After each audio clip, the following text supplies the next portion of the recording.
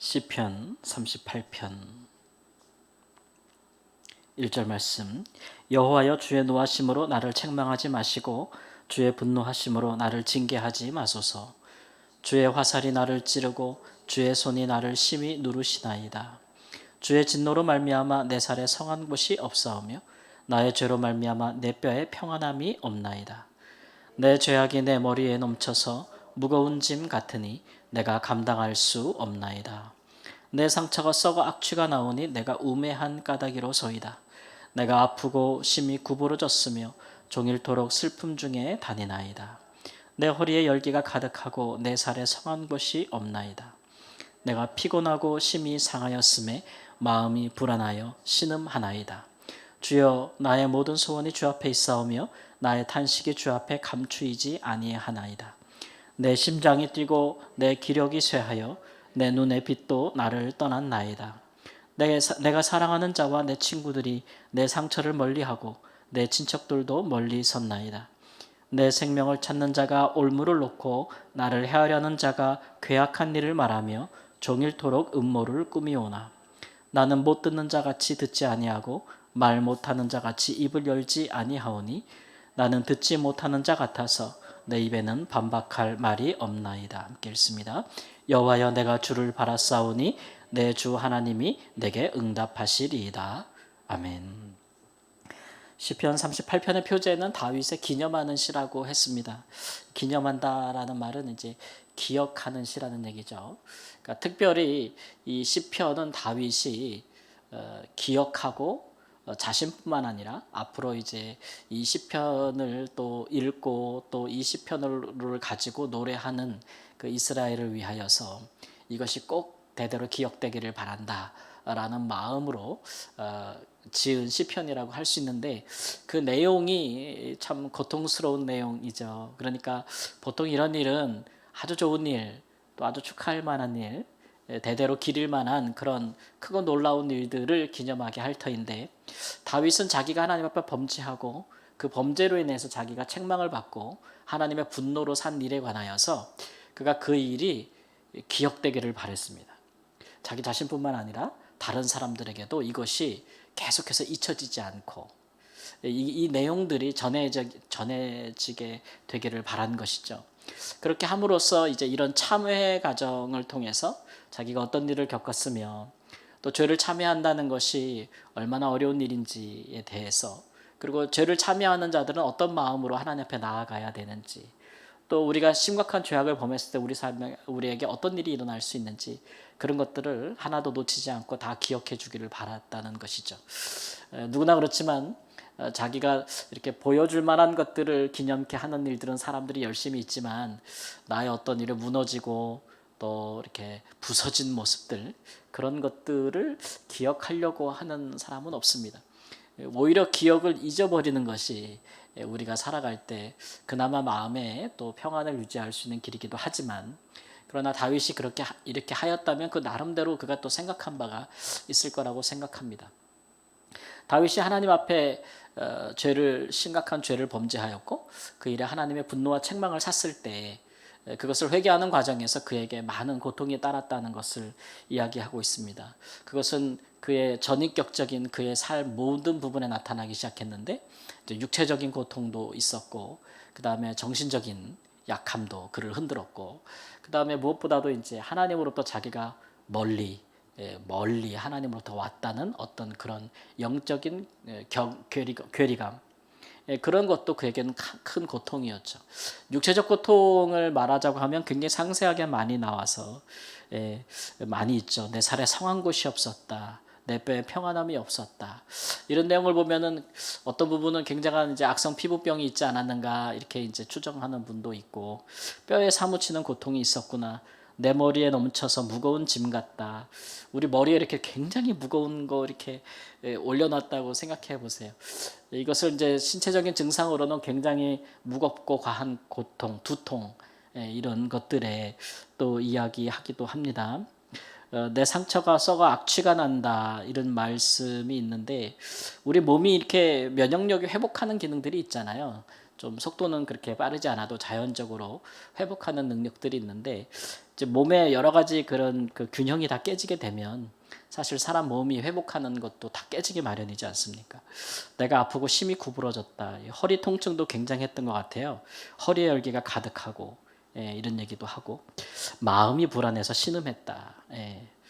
마음이 불안해서 심이 냈다. 그리고 굉장히 피곤했다. 이런 얘기죠. 그리고 심장도 계속 뛰었다. 심장이 뛰었다. 기력이 쇠하였다. 내 눈의 빛도 나를 떠났다. 이런 표현들이 있는데 이런 증상들 중에 우리가 이렇게 한두 번쯤 뭐 아플 때 나도 이렇게 잘 안 보였던 적이 있어. 나도 막 심장이 콩콩 뛰었던 적이 있어. 나도 정신적으로 정말 힘들었을 때 이런 불안 증사 때문에 굉장히 고통받아 본 적이 있어. 뭐 여러 가지 나 뭐 그 뭐예요? 그 피부에 나는 병 요즘 있지 않습니까? 대상포진가 너무 힘들었어. 그 신경증 너무 고통스러웠어. 아마 이런 것들을 경험해 보신 일들이 있을 텐데 우리가 좀 이런 내용들에 공감해 볼 수 있다면 지금 이런 내용들을 보면 총체적으로 굉장한 고통이 왔구나라는 것들을 알 수가 있죠.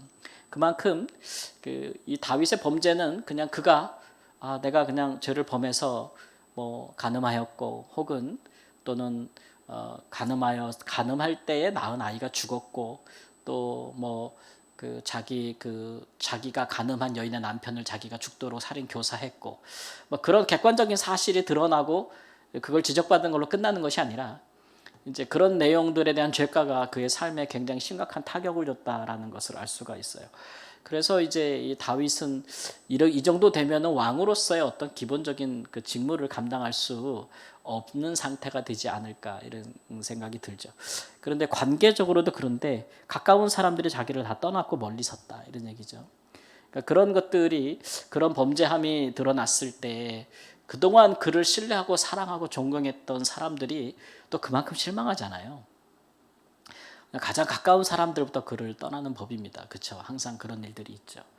그래서 그의 가장 가까운 친구들 또 함께했던 사람들부터 관계가 소원해지고 멀어졌고 다윗의 이렇게 약해지니까 그의 정신적인 거나 신체적인 그런 기능들이 현격하게 떨어지고 약해지니까 이제 아무래도 그동안 다윗의 위세에 눌려 있거나 권세에 고개를 숙였던 많은 이제 다른 대적들이 그의 대적이 될 만한 세력들이 이제 고개를 들기 시작하고 그렇지 않습니까? 우리나라도 지금 우리나라 대통령의 예를 들면은 그 건강 상태는 1급 기밀이잖아요, 그죠? 어느 나라나 마찬가지듯이 한 나라를 다스리는 왕이 이렇게 처참해 무너지기 시작하면 이제 주변국에 대한 이해관계가 복잡해지기 시작하고 다윗의 통치하에 고개를 숙였던 많은 이제 반대하는 사람들의 세력들이 들고 일어나기 시작하는 거죠. 그래서 많은 정치적인 음모들이 발생하기 시작했고 심지어는 이제 자기 아들들도 자기를 대적하는 일들이 일어나기 시작했고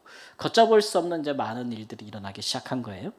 이런 일들 속에서도 이제 9절 15절 말씀 보니까 9절에 주여 나의 모든 손이 주 앞에 있사오며 나의 탄식이 주 앞에 감추지 아니하나이다 이런 말씀을 하고 15절에 여호와여 내가 주를 바라사오니 내 주 하나님이 내게 응답하시리이다.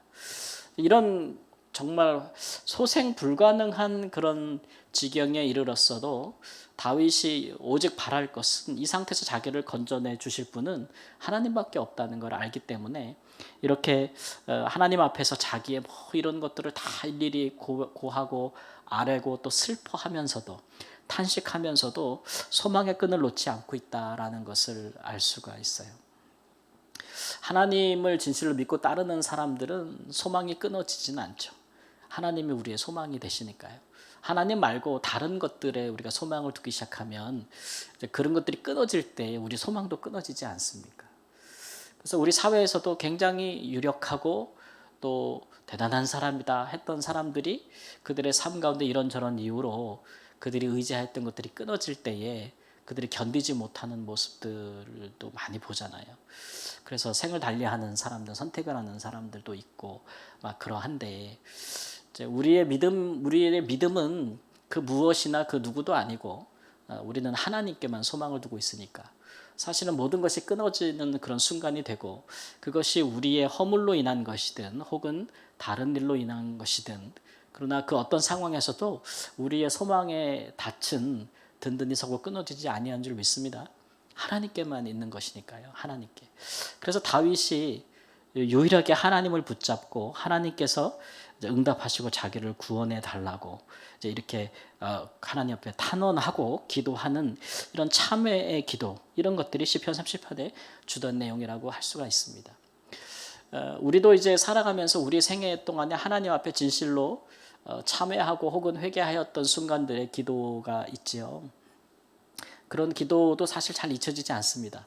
오히려 막 어떤 되게 중요하게 생각했던 그런 기도 제목들 막 그렇게 응답됐을 때 너무 좋고 너무 기쁘고 막 그런 일들은 참 좋은데 의외로 보면은 또 금방 또 잊혀져요.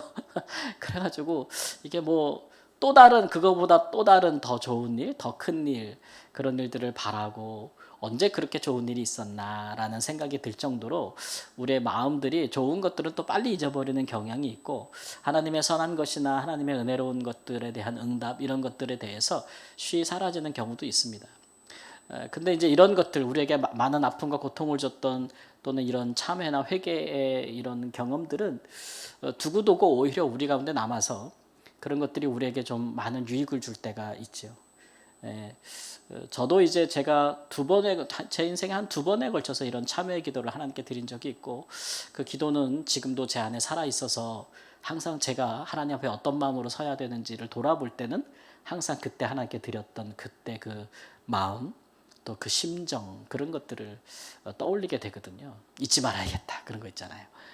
제가 20대 초반에 하나님께 진실로 회심할 때에 하나님 앞에서 정말 통곡하면서 꼭 무엇을 행해서가 아니고 그냥 나라는 존재 자체가 얼마나 하나님 앞에 설 수 없는지에 대해서 철저하게 깨달으면서 회심할 때, 참여할 때에 그때 그 긴 과정에 대해서 저는 아직도 잊지 못하고 있습니다. 그래서 그런 과정들과 경험들, 내 존재 자체가 하나님 앞에 스스로 설 수 없다는 것을 깊이 깨달았던 그 순간이 지금도 제가 혹이나 어떤 다른 것으로 인해서 교만해지려고 하거나 아니면 내가 내 안에 무엇을 인해서 좀 의로움이 있다고 생각이 될 때 항상 저를 치는, 그런 저를 돌아보게 하는 거울과 같은 그런 역할을 해주죠. 또 제가 선교를 시작할 때에 의기양양해서 내가 정말 많은 크고 큰 일들을 행해서 하나님을 기쁘시게 하겠다, 막 이런 뭐 대단한 일을 한번 해보고 싶다고 선교지에서 막 그렇게 초반에 꿈꿀 때, 또 우리 자녀가 또 굉장히 많이 아프고 위험한 상태가 돼서 정말 어려운 과정을 거쳐서 살아났는데, 그때 이제 제가 그 일을 겪고 다시 말라위로 돌아갔을 때 하나님께서 이제 저를 책망하셨던 그런 것도 제 인생에서 정말 깊게 참여했던 그런 것이죠. 그러니까 그 말라위에 있는 많은 어린아이들의 생명과 그들의 영혼에 대한 진정한 사랑이 없이 선교를 무슨 큰 일을 하는 것으로 뭐 큰 프로젝트를 하는 것으로 생각했던 어떤 그런 저 자신을 책망하시면서 내 안에 사랑이 없음을 강하게 질책하셨던 그 순간을 저는 또 잊지 못합니다. 그래서 그때 이제 그 하나님 앞에서 진실로 참회하는 기도를 드리고, 내 삶에 있어서 내가 하나님과 함께하고 주의 일을 하는 동안에 내가 사람에 대한 영혼에 대한 사랑이 없이 행한다면 안 되니 하나님 이때를 기억하게 하옵소서라고 했던 그런 기도의 순간도 있었거든요. 그런 것들은 안 잊혀지는 것 같아요, 그때. 그리고 그 기도의 그 정신, 그때 하나님 앞에 했던 나의 통하였던 심정, 그런 것들이 오히려 제게 남아서 이제 제가 또 이제 지금 목회를 하지만 목회할 때도 우리 성도님들을 향해서 이제 목회자로서 성도님들의 영혼과 생명, 또 삶에 대한 진정한 깊은 또 사랑, 또 관심, 이런 거 없이 그저 교회를 키우고 시설을 늘려가거나 사람을 많게 하는 것에 제 마음을 둔다면 아마 그런 것들이 다시 되살아나서 저를 책망하고 또 하나님 앞에 저를 겸비케 하는 일들이 있을 겁니다. 이렇듯 우리가 하나님 앞에 참회하였던 그런 진실한 기도들은 우리에게 고통스럽지만 굉장히 유익이 됨이 있습니다. 그래서 우리는 우리 삶에서도 그런 거 있잖아요. 우리의 삶에 입에 쓴 것이 몸에도 좋다고. 그래서 우리의 삶에 영혼에 많은 아팠던 순간들이 오히려 우리나 다른 사람들에게 유익이 될 수 있거든요.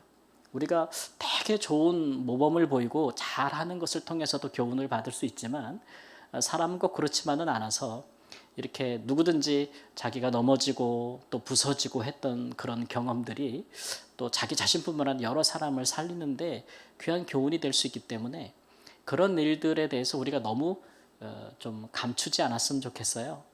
다윗은 지금 이것을 오픈하지 않습니까?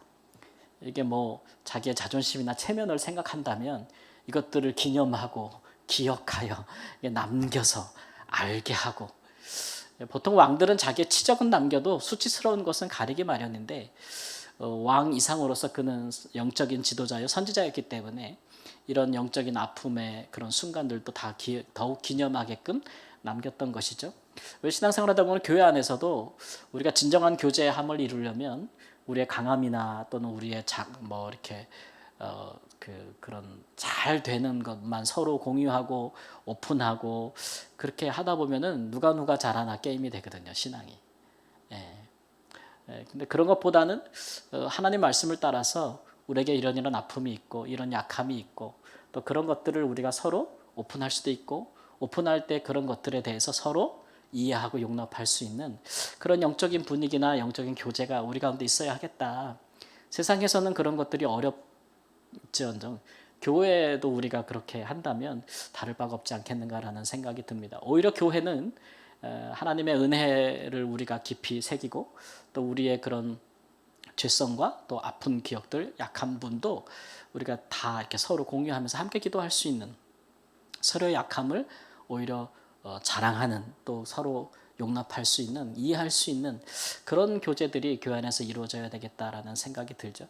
다윗과 같이 하나님 앞에 귀히 살았던 사람도 이런 일들에 앞장서는 모범을 보였으니까 우리도 좀 그런 모습이 있었으면 좋겠습니다.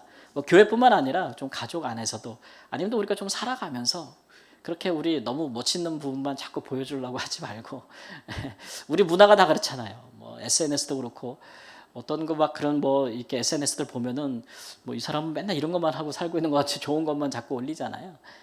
근데 진정한 우리들의 진실한 모습은 그렇지 않을 때도 있으니 때로는 그런 부분들에 대해서 우리가 좀 반대로 가는 우리의 어떤 정직한 또 진실한 모습도 서로를 볼 수 있는 그런 안목들도 함께 있는 것이 주 안에서 아름다운 교제요 영적인 생활이 될 줄 믿습니다. 아멘. 우리